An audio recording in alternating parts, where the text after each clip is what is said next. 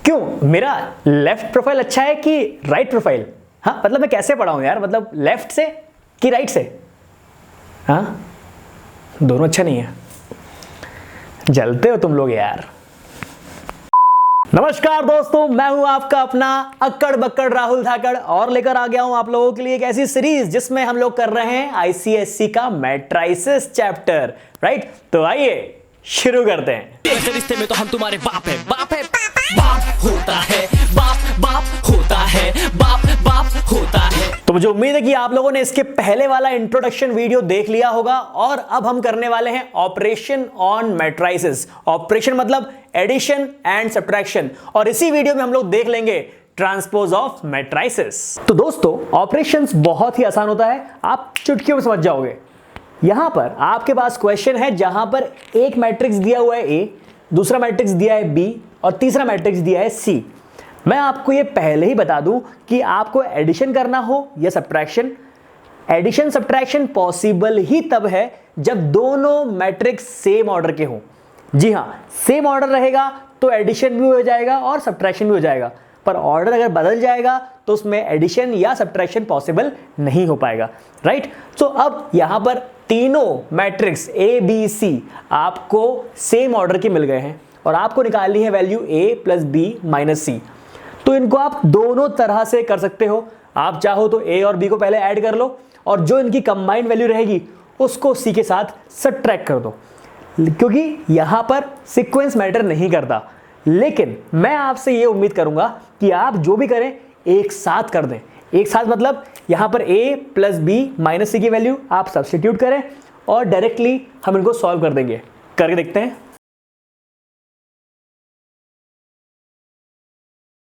तो देखिए आप, मैंने लिख दिया यहां पे a की वैल्यू प्लस बी माइनस सी। अब आपको याद ये रखना है दोस्तों कि आपको करस्पॉन्डिंग वैल्यू को एक साथ ऐड या सब्ट्रैक्ट करना है। करस्पॉन्डिंग मतलब this plus this plus this. जी हां, ये जो तीन वैल्यू हैं ये आपके लिए करस्पॉन्डिंग है। सिमिलरली ये वाली और ये वाली करस्पॉन्डिंग है, ये वाली और ये वाली करस्पॉन्डिंग है। सिमिलरली 7 -2 और 4 भी करस्पॉन्डिंग है। तो आपको करस्पॉन्डिंग वैल्यू को एक साथ लिखना है, आपको सिर्फ और सिर्फ सब्स्टिट्यूट करना है। देखिए कैसे। अब थोड़ा बड़ा बना लेते हैं क्योंकि सारी टर्म्स आने वाली है एक साथ। 4 + 3 - 1। अब यहां पे क्या आएगा? -2 + 5 - 3, राइट? यहां पर क्या आएगा? 5 - 4 और यहां पर माइनस साइन है और यहां पर आपकी टर्म -2 है।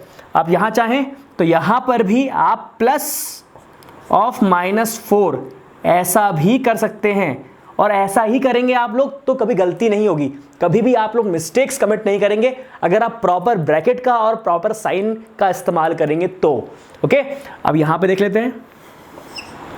7, यहां पे -2 और यहां पे -4। I hope this thing is clear, right? अब इनका आंसर हम यहां लिख देते हैं साथ में। 4 + 3 - 1।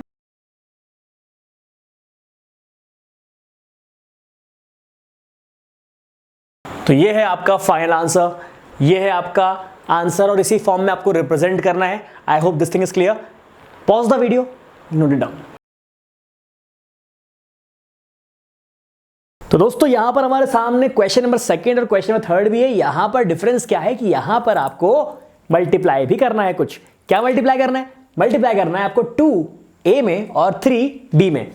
तो मैं आपको बता दूं कि जब भी आपको कोई एक नंबर आपको मल्टीप्लाई करने को बोल दे मैट्रिक्स के अंदर, तो आपको वो नंबर सारे के सारे एलिमेंट में मल्टीप्लाई करना रहता है। अब आप बोलेंगे वो कैसे? देखिए भाई, ऐसे यहां पर आपने लिख दिया 2, फिर लिख दिया 3 और बी की वैल्यू। अब ये 2 को इस मैट्रिक्स में एक एक टर्म में मल्टीप्लाई कर देना, सब टर्म में, ठीक है? तो क्या आएगा? राइट? तो आपने मल्टीप्लाई कर दिया, हर एक टर्म में मल्टीप्लाई हुआ। 3 - 1 - 3, 3 2 6, 3 5 15, 3 7 21। अब इनको जिस तरह आप नॉर्मली ऐड करते थे, करस्पॉन्डिंग एलिमेंट को ऐड कर देंगे तो आपका आंसर आ जाएगा। याद रखने वाली बात यही है कि जब भी एडिशन सब्ट्रैक्शन होगा तो order should be same, right.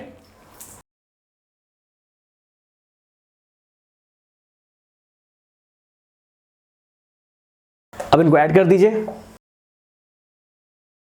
तो this is your final answer. अब मेरे इस तरफ आपको एक सवाल दिख रहा होगा, ये भी कुछ बिल्कुल वैसा ही है। 5 सामने लिखा हुआ है, 5 को मल्टीप्लाई करेंगे सारे टर्म में, फिर यहां पर माइनस का साइन लगा हुआ है। यहां पर थोड़ा ध्यान दीजिएगा, मैं पहले शुरुआत कर रहा हूं। यहां पर देखिएगा, 5 को मल्टीप्लाई कर रहा हूं अंदर, 5 4 20, 5 2 10 एंड 5 इंटू -6 -30, राइट। अब यहां पर आपको ध्यान देना है कि दोस्तों, या तो आप -2 अंदर ले जा रहे हो तो यहां पर कुछ ऐसा आएगा, प्लस बचेगा, क्योंकि अगर आपने -2 ऑलरेडी यूज कर लिया तो यहां पे क्या बचेगा, प्लस। तो अगर आप -2 अंदर ले जाओगे तो यहां बचेगा क्या, -2 इंटू 1 -2, -2 इंटू -3 +6, -2 इंटू -2 +4, -2 इंटू 4 -8। क्योंकि आपने माइनस का यूटिलाइज कर लिया है इसीलिए यहां पर प्लस का साइन आएगा। लेकिन अगर आप सिर्फ 2 को मल्टीप्लाई कर रहे हो तो आप माइनस को यहां पर रखे रहने दे सकते हो, अगर आप सिर्फ और सिर्फ पॉजिटिव 2 को मल्टीप्लाई कर रहे हो। मैं भी आपको सजेशन यही दूंगा कि अगर आपको कभी ऐसा माइनस वाला केस आया तो आप माइनस को रखे रहने दो और सिर्फ पॉजिटिव नंबर को अंदर मल्टीप्लाई करो, क्योंकि देखिए पॉजिटिव नंबर को मल्टीप्लाई करने में थोड़ी सी चिक कम रहती है और ये माइनस तो आप आराम से बाद में भी सॉल्व कर सकते हैं। तो this is my personal suggestion, बाकी आपकी चॉइस है भाई। 2 1 2, 2 into -3 -6, 2 into -2 -4 and 2 into 4 8, right. क्योंकि मैंने +2 यूज किया था इसलिए माइनस मेरे पास अभी भी बचा हुआ है। अब इसको सॉल्व कर लेते हैं। ये आप देख रहे होंगे मैं प्रॉपर ब्रैकेट का इस्तेमाल कर रहा हूं। ब्रैकेट नहीं लगाओगे अच्छे से तो गलती कर ही दोगे आप, इसलिए ऑलवेज यूज ब्रैकेट एंड जो साइन रहते हैं वो वाइजली आप इस्तेमाल करें।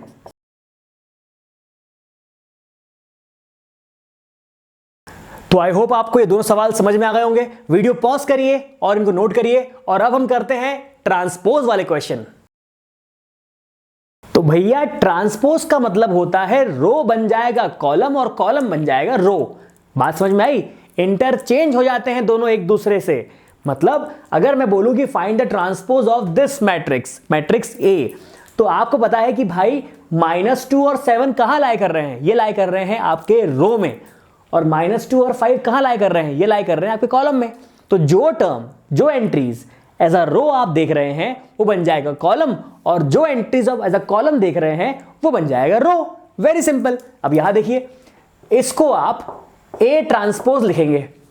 ए का ट्रांसपोज हम कैसे डिनोट करेंगे, ए और यहां पर पावर में टी, राइट।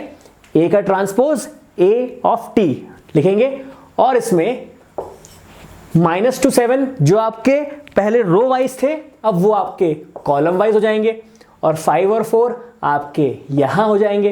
तो अब आपने देखा जो पहले ऐसे लिखे थे वो ऐसे हो गए, जो पहले ऐसे लिखे हुए थे वो ऐसे हो गए, राइट। यहां पर आप देखिए, यहां पर अगर मैं इसको एक मैट्रिक्स नाम दे दूं बी, ठीक है। अब मैं इसका ट्रांसपोज निकालने को बोलूं तो आप बोलेंगे भैया बी टी, मतलब बी का ट्रांसपोज।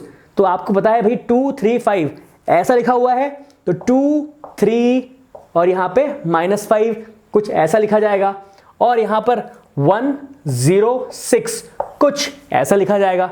है ना सिंपल, बिल्कुल सिंपल है। अब यहां पे देख लीजिए, एक सी मैट्रिक्स है, इसको हम कैसे लिखें, अरे भाई सी टी लिखेंगे। जो कहानी ऐसे लिखी हुई है उसको ऐसे लिख दीजिए, वर्टिकली लिख दीजिए। तो जो पहले आपका रो था वो अब आपका कॉलम हो गया। सब टर्म सेम रहेंगी, सब साइन सेम रहेंगे, बस प्रेजेंटेशन थोड़ा सा डिफरेंस हो जाएगा, रो और कॉलम इंटरचेंज हो जाएगा, राइट। Next question.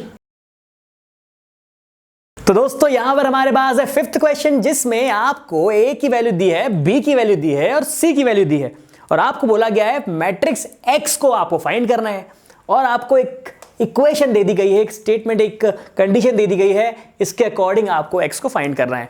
तो हमेशा नॉर्मल अलजेब्रा में हम क्या करते हैं, नॉर्मल अलजेब्रा में हम हमेशा एक ऐसी टर्म जो अननोन रहती है उसको अकेला कर देते हैं और बाकी सारी टर्म को दूसरी तरफ भेज देते हैं।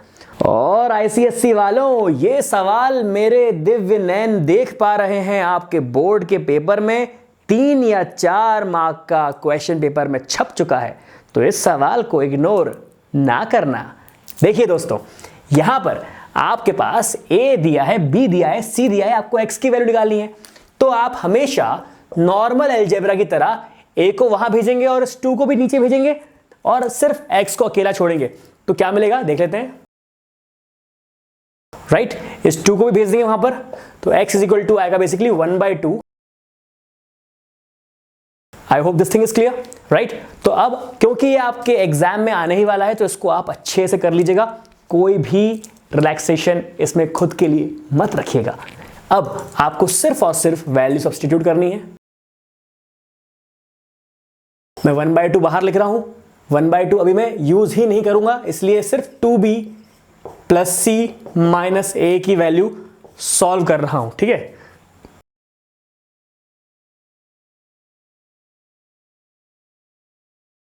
तो आपके पास b की वैल्यू है, आपके पास c की वैल्यू है, आपके पास a की वैल्यू है, आपने सब्स्टिट्यूट कर दी। आपको पता है कि 2 को अगर मल्टीप्लाई करना है किसी मैट्रिक्स में, तो हर एक टर्म में, हर एक एलिमेंट में मल्टीप्लाई हो जाता है। तो यहां पर आपको मिलेगा, राइट। अब इसको सॉल्व कर देते हैं। और दोस्तों, आपको पता है कि हमको half of 2b plus c minus a की वैल्यू निकालनी थी, इसीलिए अब आप हाफ की वैल्यू भी इसमें इन्वॉल्व कर देंगे। मतलब यहां पर हाफ मल्टीप्लाई करना है हम लोगों को। अब हाफ कैसे करेंगे? हाफ यहां पर ही मल्टीप्लाई होगा, हाफ यहां पर ही मल्टीप्लाई होगा, हाफ यहां पर ही मल्टीप्लाई होगा और हाफ यहां पर भी मल्टीप्लाई होगा। तो जब 4 में हाफ मल्टीप्लाई होगा तो -4/2 क्या होता है दोस्तों? -2। 10/2 is 5, 6/2 is 3 and 2/2 is 1. So this is your final answer and I hope you got it. Okay, so pause the video and note it down. तो दोस्तों, इस वीडियो के लिए इतना ही, मिलते हैं अगले वीडियो में। लेकिन जाने से पहले लाइक, शेयर और सब्सक्राइब करना मत भूलिएगा। प्ले स्टोर में मैथ्स डैडी की ऐप है जिसकी लिंक डिस्क्रिप्शन में दी हुई है, उसको डाउनलोड जरूर कर लीजिएगा ताकि आप स्टडी मटेरियल भी इस्तेमाल कर सकें। तो दोस्तों, मिलते हैं अगले वीडियो में, तब तक के लिए ख्याल रखिए अपना और अपने फैमिली का। मिलते हैं अगले वीडियो में, बाय बाय। तेरा बाप पाया, तेरा बाप पाया।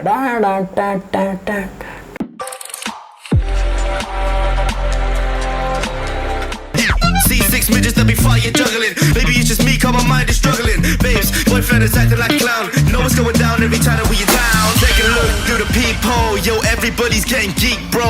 Stop the hate and let them neeks know that we turn the club